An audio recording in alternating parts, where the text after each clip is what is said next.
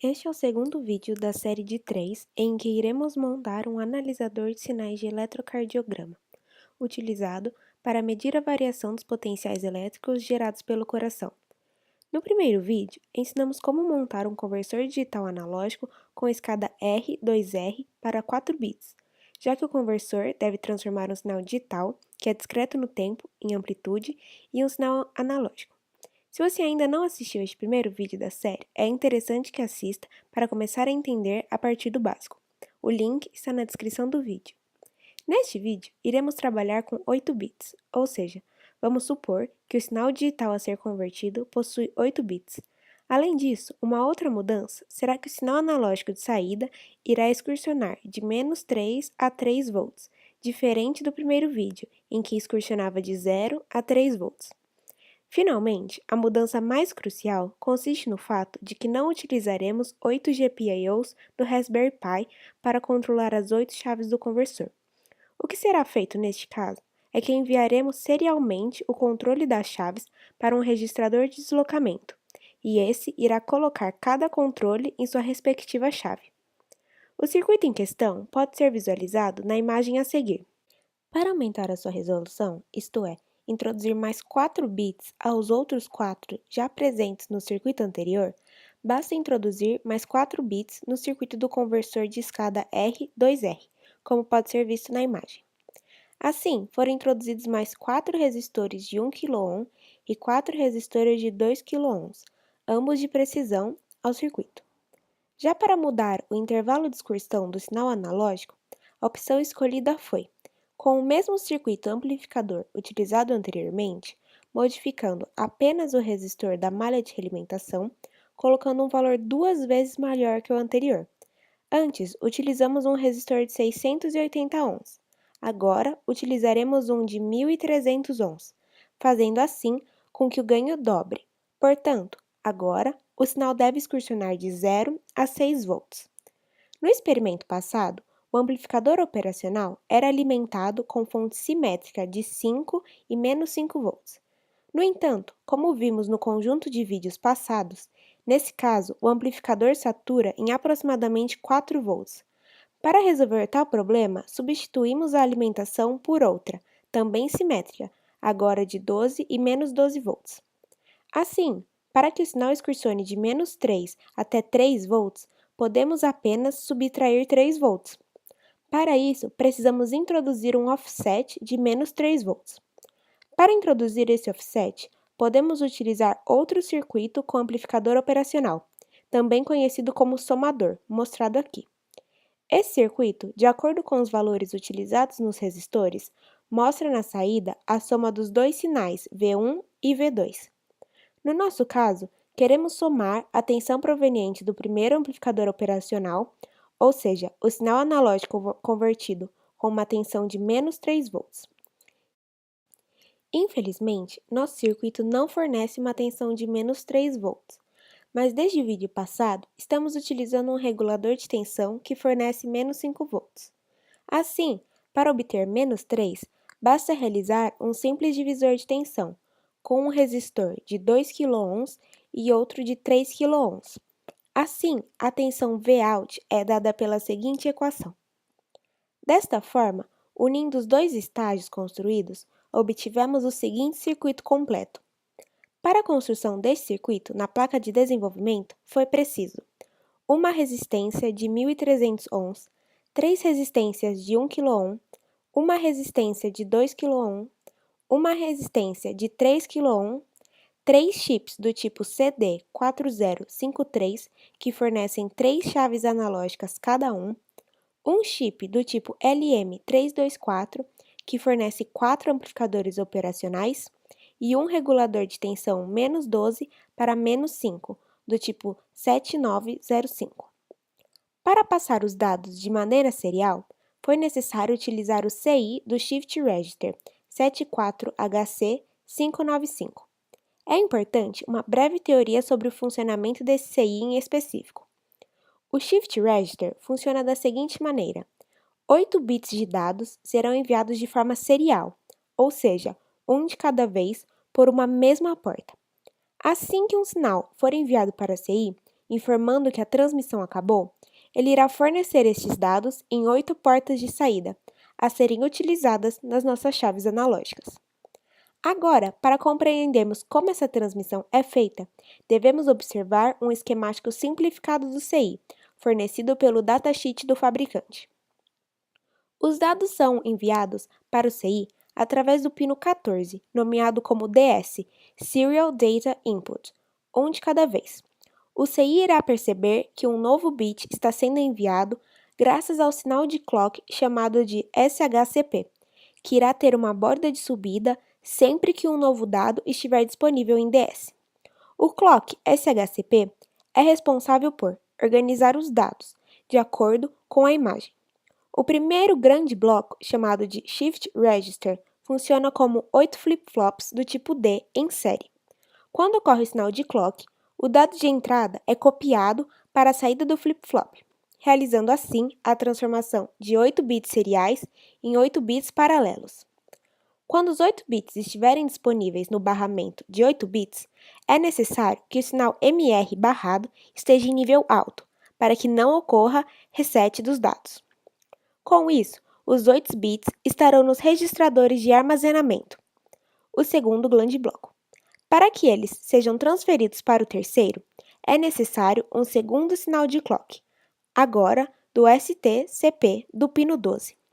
Por fim, para que os bits fiquem disponíveis nos pinos Q0 a Q7, é preciso que o sinal OE barrado esteja em nível baixo, desabilitando o modo de alta impedância do CI. Essa teoria irá facilitar na hora de entendermos o código criado. Assim, para o circuito estar pronto, foi preciso apenas conectar os 8 bits de saída do Shift Register para os 8 sinais de controle das chaves. É importante lembrar que o bit Q0 foi considerado como mais significativo, indo para a chave mais à esquerda do circuito, enquanto que o bit Q7 foi considerado como menos significativo, indo para a chave mais à direita do circuito. Outras conexões importantes foram conectar OE barrado e GND ao terra e MR barrado e alimentação em 5 volts. Os 5 volts foram fornecidos por outro regulador de tensão de 12 volts para 5 volts adicionado no circuito. Os dois sinais de clock e os dados seriais do Shift Register serão comandados, cada um, por uma porta do Raspberry Pi. DS será comandado pelo GPIO 0, SHCP pelo GPIO 1 e STCP pelo GPIO 2. Com o circuito montado, foram realizados alguns testes iniciais para que a qualidade do circuito pudesse ser observada. Não foi possível testar todos os valores possíveis de combinação das 8 chaves, pois são 256 valores distintos. Assim, testamos apenas 16 desses. É possível obter o valor esperado da tensão de saída para cada um dos casos, utilizando a forma de corrente para o caso de 8 bits. Considerando o novo ganho de malha de realimentação e o ganho de menos 3 volts, a nova tensão de saída será dada por. Assim, os valores dos bits testados, assim como os valores esperados pela teoria e os valores medidos para a tensão de saída, foram obtidos e estão representados nessa tabela. Na última coluna, é possível observar o erro percentual relativo obtido para cada um dos casos. É possível observar que os erros são baixos, menos para um caso específico.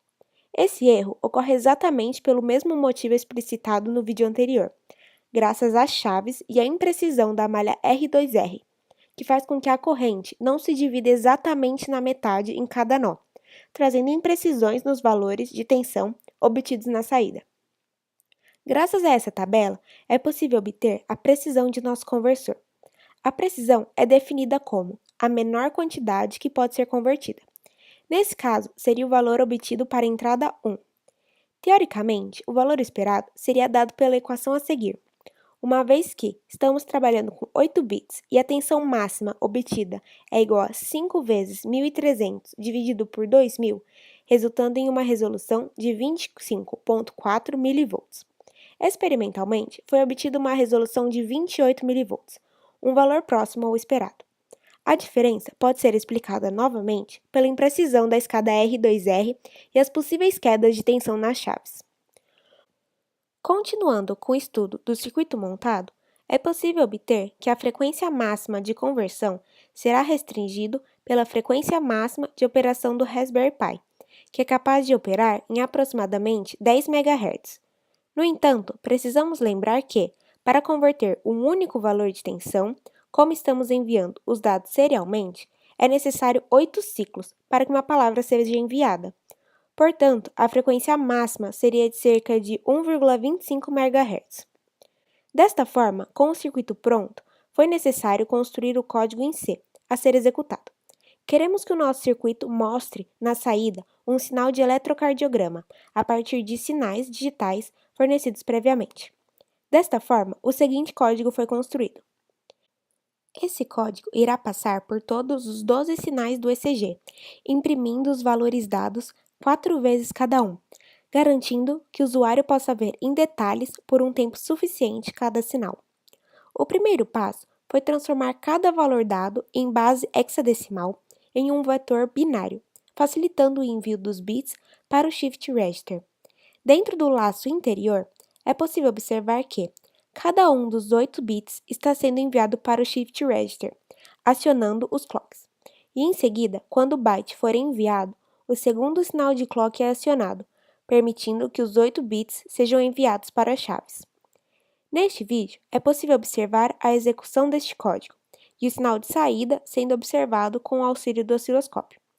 Os atrasos do osciloscópio ocorrem graças à grande base de tempo utilizada.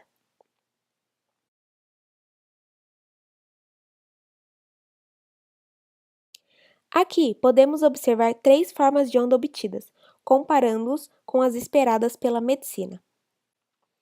Essa primeira imagem representa o resultado obtido no caso de taquicardia ventricular 120 batimentos por minuto. E aqui podemos observar o resultado esperado pela medicina. Observe como os dois resultados são muito similares entre si, tendo a mesma característica. Essa segunda imagem representa o resultado para a fibrilação ventricular, também muito similar ao resultado esperado. E por fim, esse último exemplo que mostra o bloqueio atrioventricular de segundo grau 2/1, que também está similar ao esperado. Desta forma, podemos concluir que, além do circuito estar funcionando como esperado, o código construído também está. Na descrição do vídeo, as 12 formas de onda estarão disponíveis em um link para que você possa observar em maiores detalhes. Desta forma, foi possível estender nosso conversor digital analógico, antes de apenas 4 bits para um de 8 bits, aumentando a precisão do nosso conversor, uma vez que, com mais bits, é possível obter tensões menores na conversão, aumentando a precisão da tensão de saída. Além disso, foi possível utilizar o Shift Register, evitando que 8 pinos da placa do Raspberry fossem utilizados para um mesmo propósito, controlar as chaves analógicas, fazendo com que apenas 3 pinos fossem utilizados, permitindo que os outros pinos fossem utilizados em outras aplicações.